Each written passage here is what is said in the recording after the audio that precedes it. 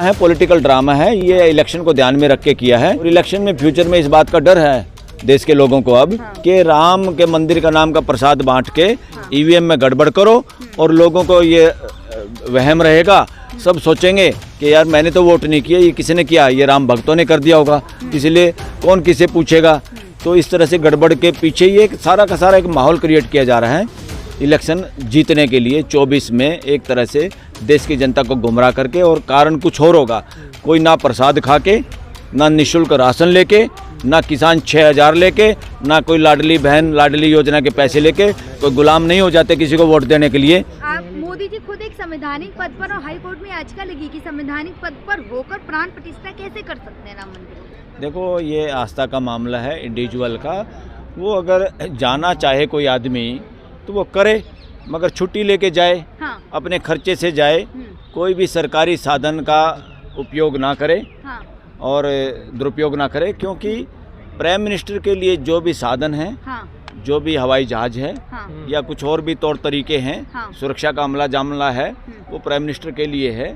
अगर prime minister कोई एक आध दिन कोई ऐसी यात्रा करे तब तो एक्सेप्शनल केस हो जाता है, भाई एक आध बार की कोई बात नहीं, कहीं इधर उधर है और सुरक्षा का मामला है। तो ऐसे मामलों पे, इंडिविजुअल मामलों में, आस्था के मामलों में इन लोगों को खुद के खर्चे से वहाँ जाना चाहिए और कोई भी सरकारी संपत्ति या सरकारी मशीनरी का उपयोग या दुरुपयोग नहीं करना चाहिए। मैं तो कहता हूँ प्राइम मिनिस्टर को उसमें भी नहीं जाना चाहिए।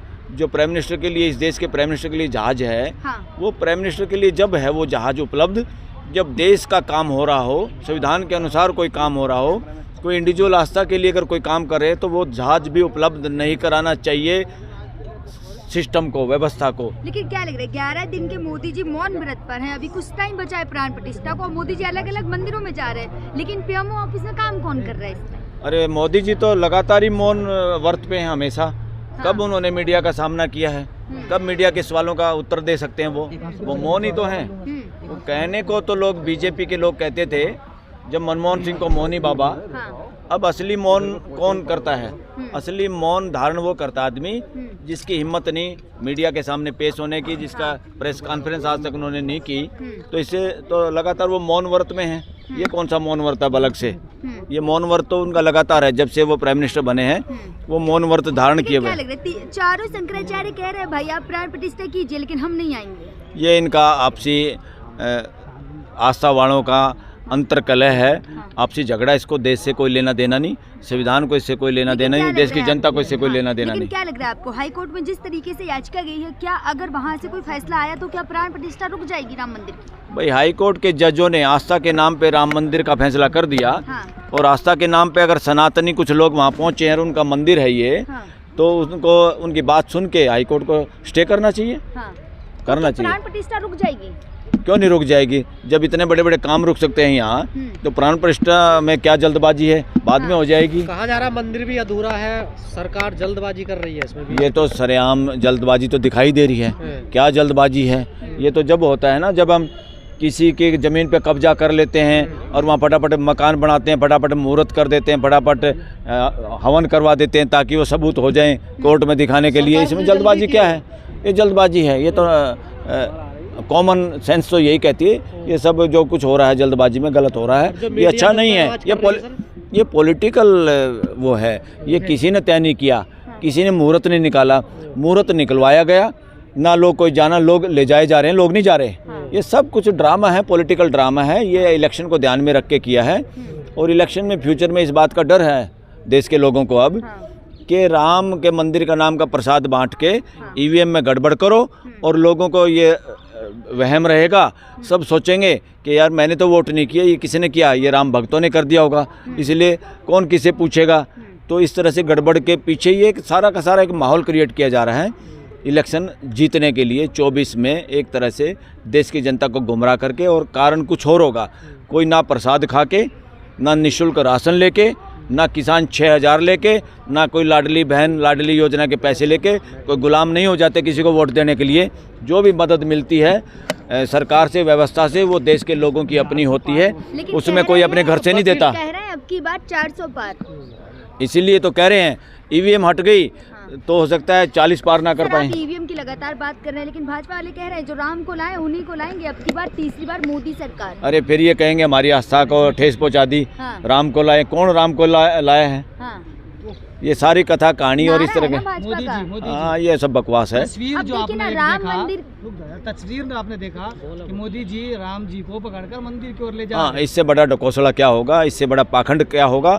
अब तो आज ही मैं कोई वीडियो देख रहा था, उसमें यूपी के चीफ मिनिस्टर ने भी कहा है कि जो लोग ज़्यादा कपड़े बदलते हैं वो ढोंगी होते हैं, वो पाखंडी लोग होते हैं। उसका सीधा सा इशारा एक तरह से प्राइम मिनिस्टर की तरफ है, और प्राइम मिनिस्टर बार बार बदलते हैं। इतने तो ड्रेस नई दुल्हन भी नहीं बदलती शादी में, जितनी देश का प्राइम मिनिस्टर, कहाँ उनके पास समय ये इतनी ड्रेसें बदलने के लिए। ये इससे पता चलता है कि ये सब हिपोक्रेसी है, ये कोई देश सेवा की कोई भावना नहीं है, इसमें कोई कॉमन मैन वाली कोई वकील बात साहब, नहीं। आपने अपनी लाइफ में देखा है 9 आज साल में तक एक कि भी किसी छुट्टी मंदिर नहीं का उद्घाटन होते हुए? सुना सड़क का उद्घाटन होता, किसी पुल का उद्घाटन, मंदिर का भी उद्घाटन होते हैं क्या सर? अरे ये हिस्ट्री क्रिएट करने के लिए, ये हिस्ट्री क्रिएट करने के लिए ऐसा कर रहे हैं। और जबकि हिस्ट्री में ये सारी बातें भी लिखी जाएंगी कि किस तरह से फैसला हुआ था और कैसे इलेक्शन जीतने के लिए क्या काम हुआ था, हिस्ट्री में सारा कुछ लिखा हुआ। लेकिन सर कह तो यही रहे ना, 9 साल में एक भी मोदी जी ने छुट्टी नहीं ली। इतनी छुट्टी लेते हैं तो बहुत ज़्यादा छुट्टी लेते हैं। ये वही है जिस तरह से आदमी, सरकारी कर्मचारी छुट्टी लेता है मगर हाजिरी लगा देता है और छुट्टी मारता रहता है अपने जुगाड़ से। इसी तरह प्राइम मिनिस्टर मोदी छुट्टियां बहुत लेते हैं और अपने जुगाड़ से अपना ये लोगों को ये बताते हैं मैं काम करता हूँ, छुट्टियां नहीं लेता। ये क्या है? आप लोग लगातार ये मंदिरों में हाँ। धार्मिक या रिलीजियस स्थानों पे घूमना घमाना ये इंडिविजुअल मामला है, ये सरकारी काम नहीं है। कैसे हुआ? उन्होंने तो अपने मैनिफेस्टो में ये मुद्दा रखा था, अब वो बताएंगे नहीं कि हमने ये मुद्दा कंप्लीट कर दिया? तो लोगों को बताएंगे जा जाकर। हाँ, लोगों को बताएंगे। लोगों तो इंतजार करे 15 लाख की। 15 लाख कहाँ हैं? 15 लाख का इंतजार कर रहे थे, फिर 15 लाख का चीज़ें बुलाने के लिए किसानों को 6,000 रुपये दे दिए।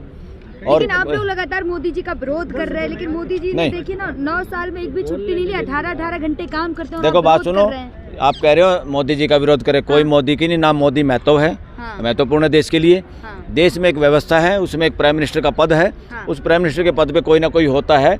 मोदी हो, XYZ हो, इससे कोई लेना देना नहीं है। Modi is not India, India is not Modi. तो देश एक आदमी नहीं होता, वो एक इंडिविजुअल आदमी है, उसको ड्यूटी के लिए कुछ काम मिला हुआ इस वक्त, जैसी भी व्यवस्था हमारी है। और ऐसी व्यवस्था में बहुत सारे लोग, गलत सलत लोग भी व्यवस्थाओं में चले जाते हैं। उसका ये मतलब नहीं है कि सब कुछ वही है देश के लिए। और दूसरा एक और है, ये सारे के सारे लोग इसमें डिक्टेटरशिप वाले काम कर रहे हैं। लोकतंत्र में अधिनायकवाद नहीं होता।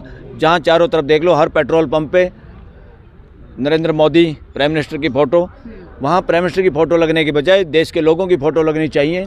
कहीं दिल्ली में देखते हैं बस में किसी CM की फ़ोटो है, तो ये क्या है? ये अधिनायकवाद है। संविधान में अधिनायकवाद के लिए कोई जगह नहीं है।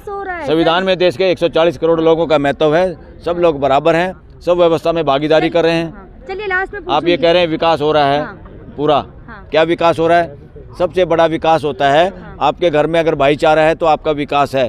फिर आप रुकी सूखी खा के भी मजे से सोते हैं, एंजॉय करते हैं, हंसते खेलते हैं। सवाल पूछूंगी आपसे, क्या मोदी जी को प्राण प्रतिष्ठा में जाना चाहिए या नहीं जाना चाहिए? संवैधानिक पद पर हैं। मैं ऐसे एज इंडिविजुअल मैं कह रहा हूँ, अगर मेरे जैसा आदमी इस नौकरी पे होता, प्राइम मिनिस्टर वाली नौकरी पे, अपन नहीं जाते। क्योंकि ये मामला एक रिलीजियस मामला है। वही लोग करें जो इन लोगों की परंपरा कहती है, जिन लोगों का ये मंदिर है, वो लोग अपने आप करें। प्राण प्रतिष्ठा के मायने क्या हैं, इसमें जाएंगे तो बहुत लंबा हो जाएगा। ये प्राण प्रतिष्ठा एक पुरानी परंपरा है, इसको भी अब ख़त्म होने की ज़रूरत है। जैसे सती प्रथा ख़त्म हुई देश में, बाल विवाह ख़त्म हुआ, क्योंकि ये साइंटिफिक नहीं है। पत्थर में तो करंट भी नहीं जाता, लोहे के तार में तो करंट भी जाता है, वो काम आ जाते हैं हमारे घर में बिजली के लिए। ये तो वो काम भी नहीं आते पत्थर तो इसलिए बात सुनो, ये आस्था का मामला होगा किसी का। कोई भी आस्था अगर साइंटिफिक आधार पे नहीं ठहरती और एविडेंस के आधार पे नहीं ठहरती, वो आस्था इंडिविजुअल हो सकती है, वो देश के ऊपर थोपी नहीं जा सकती। उसके आधार पे आप लोगों को जेल में नहीं डाल सकते। आस्था इंडिविजुअल मामला हो सकता है। आस्था अगर देश को मनवानी है तो उसको साइंटिफिक आधार पे सच्चाई बतानी होगी, उसके एविडेंस देने होंगे कि पत्थर में कोई जान डाली भी जा सकती, नहीं डाली जा सकती। अदरवाइज़ तो ये अपना निजी मामला है लोगों का जो इसमें मानते हैं। मैं पर्सनली नहीं मानता, क्योंकि मैं साइंस का स्टूडेंट भी हूँ और मैं संविधान को मानने वाला आदमी भी हूँ। संविधान के चैप्टर 4 में लिखा है, देश के लोगों को धीरे धीरे अंधविश्वास से आगे ले जाने की ज़रूरत है और उनको विश्वास के साथ, सच्चाई के साथ आमना सामना उनका कराना है। ये दो शब्द जो बहुत बड़े भयंकर हैं देश में और लड़ाई के जो कारण बनते हैं, जो एक दूसरे को अच्छा भला बुरा कहने के लिए लोगों को आक्रोशित करते, वो क्या है? आस्तिक और नास्तिक। ये आस्तिक और नास्तिक तरह दोनों के जो ये शब्द हैं, ये निरर्थक शब्द हैं, इनका कोई मायने नहीं है। असली शब्द है वास्तविक। अस्तित्व की वास्तविकता सब समझ सकते हैं, सब उसको जान सकते हैं, सबके अनुसार जी सकते हैं। धर्म कोई है, धर्म अस्तित्व में है, धर्म ब्रह्मांड में है, ब्रह्मांड के जो नियम कानून कायदे हैं उसका नाम धर्म है। उस धर्म के अनुसार जीना ही मानवीय संविधान है, मानवता है। मानवता से बड़ा कोई धर्म नहीं। ये सारे संप्रदाय हैं, बाकी चाहे हिंदू हो चाहे और कोई भी XYZ, ये सारे के सारे संप्रदाय हैं। इनको धर्म कहना भी धर्म के साथ बेईमानी है। धर्म व्यवस्था का नाम है, व्यवस्था इस पूरे ब्रह्मांड में है, उस ब्रह्मांड की व्यवस्था को समझना है, उसके अनुरूप जीना है। और ये पाखंड में अगर प्राइम मिनिस्टर शामिल हैं इस मामले में, उनका इंडिविजुअल मामला हो सकता है कुछ लोगों का, मगर मेरे हिसाब से as a vigilant citizen of this country ये फ्रॉड है, ये बकवास है और इससे देश के युवाओं को इससे बाहर लाने की ज़रूरत है ताकि लोगों में विश्वास हो सके और अच्छी ज़िंदगियाँ जी सकें।